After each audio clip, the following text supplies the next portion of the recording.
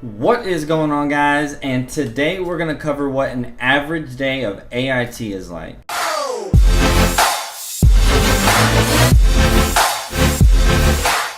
So this has got to be one of the most reoccurring questions that I get from you guys in general, and it is, what is this MOS's AIT like? What is this MOS's AIT? What is an average day of AIT like? What am I going to be able to do? Is it going to be kind of similar to basic training, or is it going to be more similar to college? Because you might have heard different varying things.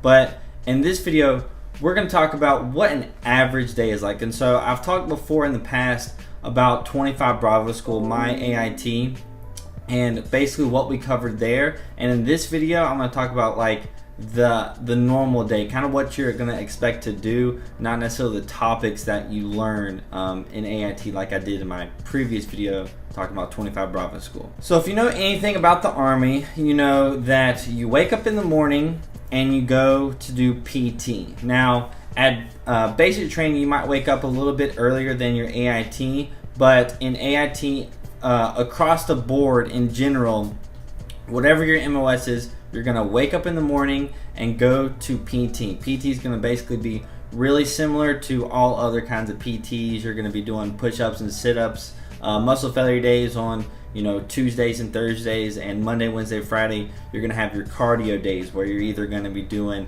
a release run, you're going to be doing ability group runs, different running exercises like 30, 60s, and 6120s. So the PT at AIT is essentially the same. It's just different from basic training, to where the drill sergeants are going to be yelling at you for the proper form and all that stuff. At AIT, your platoon sergeants might be walking around and be like, "Hey, you're doing that incorrectly," or this is how you do that. A little bit more instruction, but across the board, PT for basic training versus AIT. AIT is definitely much more relaxed. You're actually going to get to talk some, more than likely, whenever you get into formation and stuff like that. So when you get into formation before PT and after PT, it's not like basic training where you can't talk at all. It's definitely going to be more relaxed. And speaking of AIT being relaxed and being in formations and that all being relaxed compared to basic training, that's something that all of you guys are going to notice. No matter what your MOS is, when you get to AIT, the day after basic training, so whenever you actually get there, you're going to get into a formation and you're going to be like, this all feels super weird, because nothing is going to be as strict as it was at basic training. People are going to be talking in formation. People are going to be, just doing things that you wouldn't expect or thought was okay at basic training. But at AIT, there's going to be a little bit more leeway, whether that's right or wrong, but there's going to be a little bit more leeway in what you can do, and a little bit more freedom in your formations and talking and stuff like that. So everything as a whole, the formations and stuff, you're going to be a little bit more relaxed at AIT than versus basic training.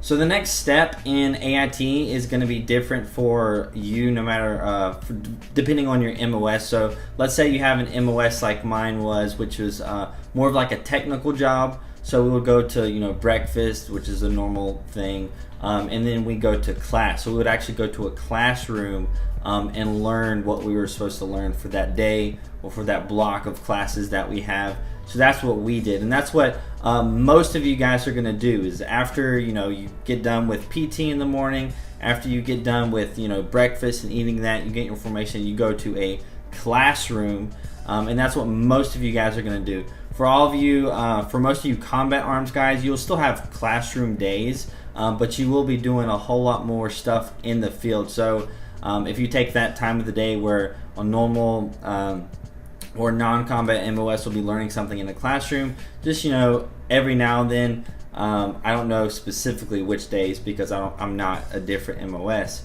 but for some of your days you might have days actually out in the field or outside and actually doing things outside, and that's going to be something that you can do, but this timeline of your class is still going to be the same as somebody who is actually going to class.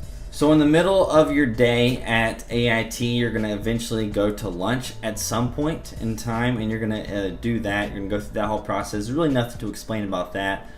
Just you got to remember that when you're at basic training, a lot of you guys are about to leave for basic training. If you're curious what AIT is like, just think of like, just don't think of it as being as strict as basic training. So like when you're going to lunch and all that stuff, you can kind of think of you guys just, you know, chilling out after you eat, you know, hang out and talk for a little bit before like the buses or something come to pick you up, if you have buses pick you up. So it's a whole lot more of a chill process, going to lunch and then getting back and going back to your class to finish out your day of class. So after your classes are over, you're going to be going to dinner, and you're going to be doing that whole shebang that I've talked about before, and then you're basically through with your day. Now, depending on where you're at in your MOS, you might have a different, you know, little hour after dinner and what you're going to do. For us personally, that was a time whenever the platoon sergeants would actually hand out the mail and do that whole thing and give any announcements that were going on. So the last hour,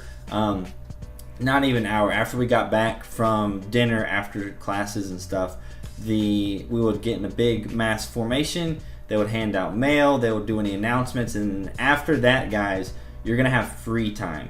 And in this free time, somewhere around 1800, which is about 6 p.m.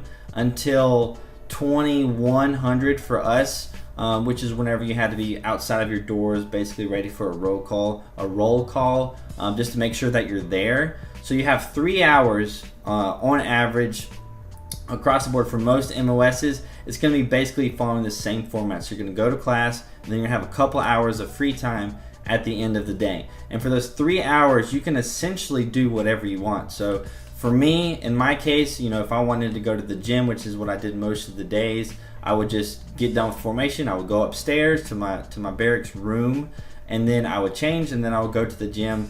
I'd be there for 2 hours, 2.5 hours or so, and then I would come back and be back in time for formation. Maybe have a few minutes, 30 minutes, an hour to kill, just to hang out and talk to my friends. If I want to do anything else, like if I wanted to go to the PX, I could take a taxi to the PX and stay on post because we couldn't go off post. So I could do that. I could, you know, basically do anything on post that I could do in 3 hours. I could do that with that time.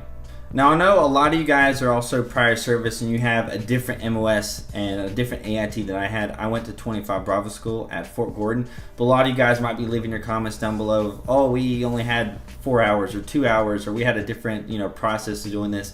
The point of this video, I'm trying to get across to you guys that after classes, for 90% of MOSs or so, you're going to have a certain amount of free time in which you can kind of do whatever you want. So now with that free time, I get a lot of questions asking me about, you know, can I bring my laptop? Can I bring my Xbox? Can I bring, you know, this, that, and the other electronic device? Or are we allowed to have our cell phones? That's something that I haven't talked about in this video, but I'm going to do that right now.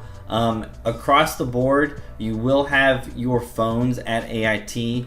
If you do have a shorter MOS, AIT, so, you know, 7, 8, 9 weeks or so, you might not have your phone for the first few weeks, first week, first 2 weeks. That's something that I've heard from my friends.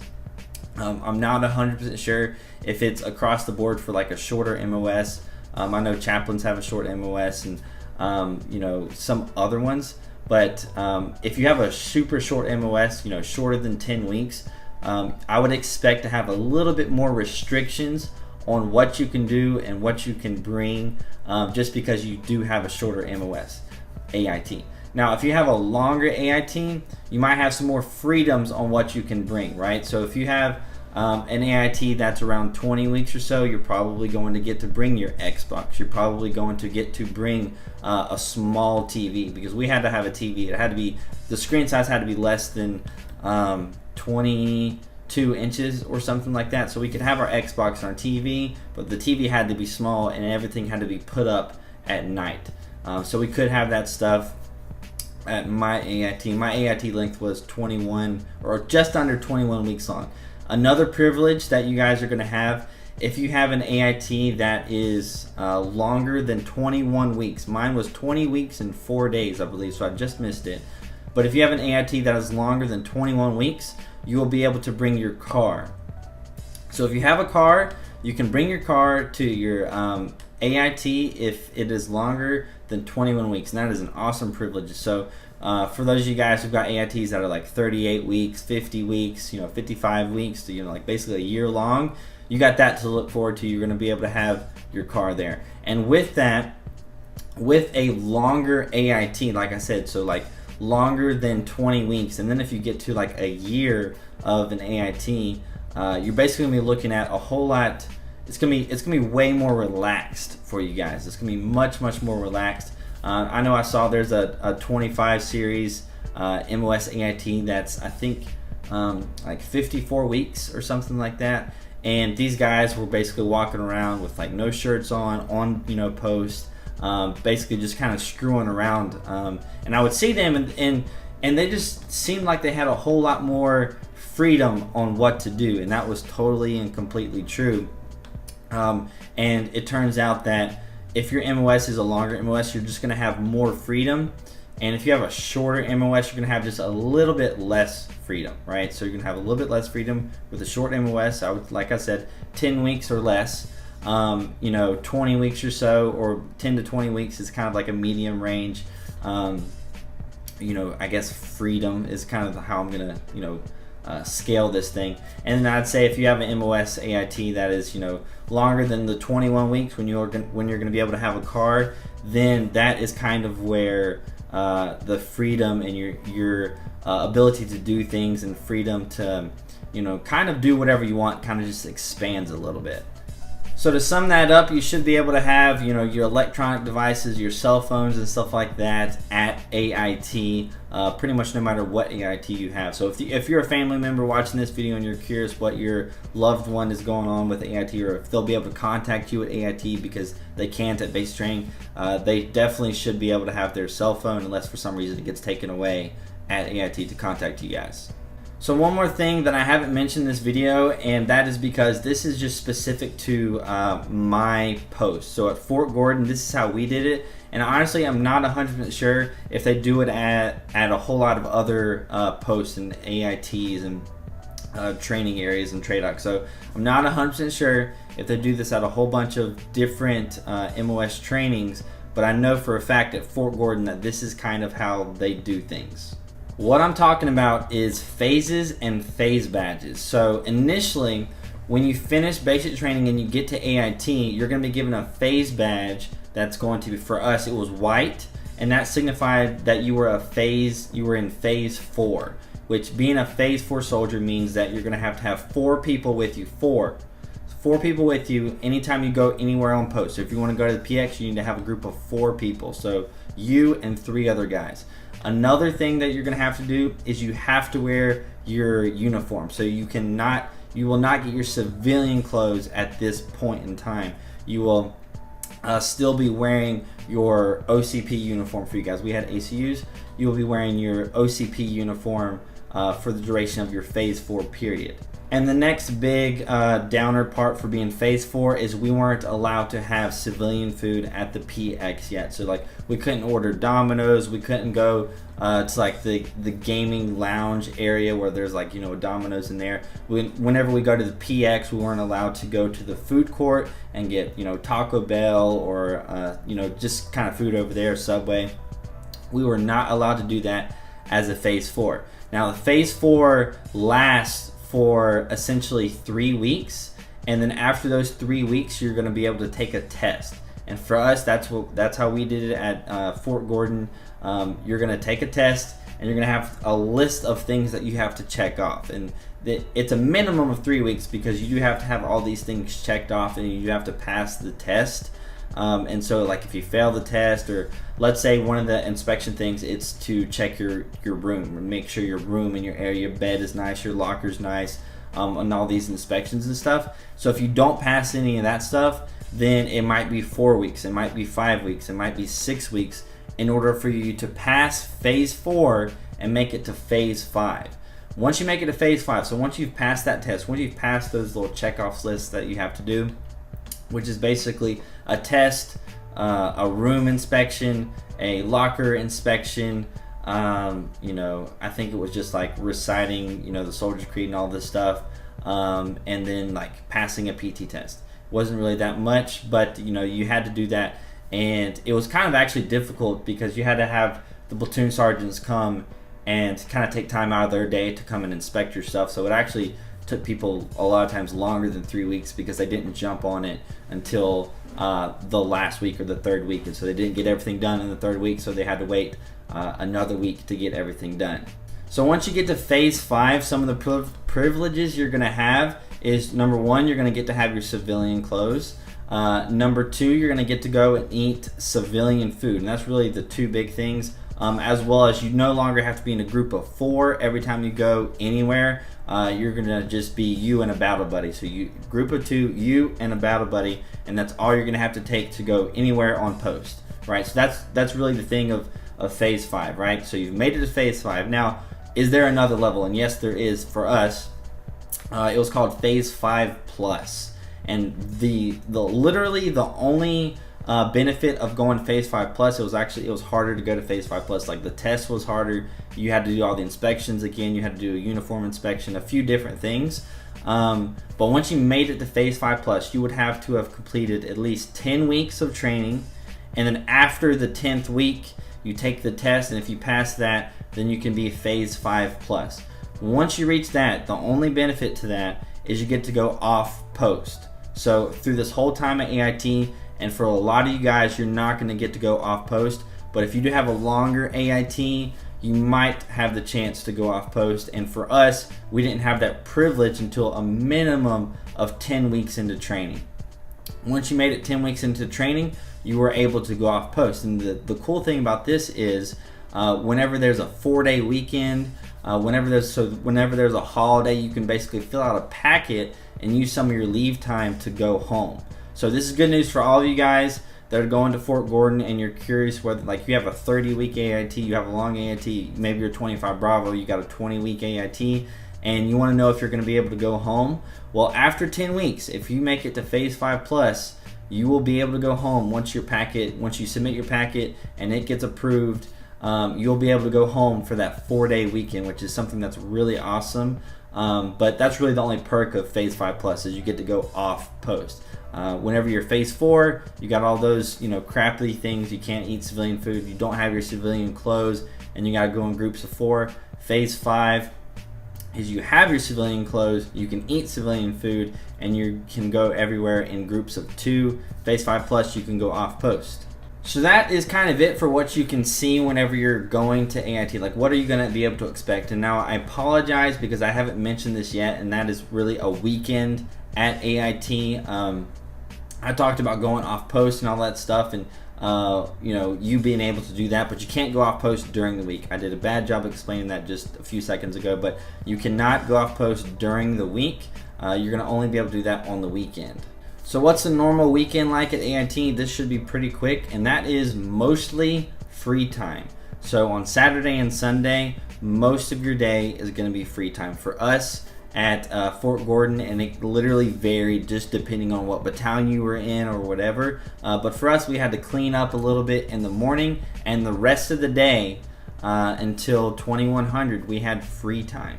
And we also got to go to bed a little bit later at 2300, which is 11 o'clock, 11 p.m.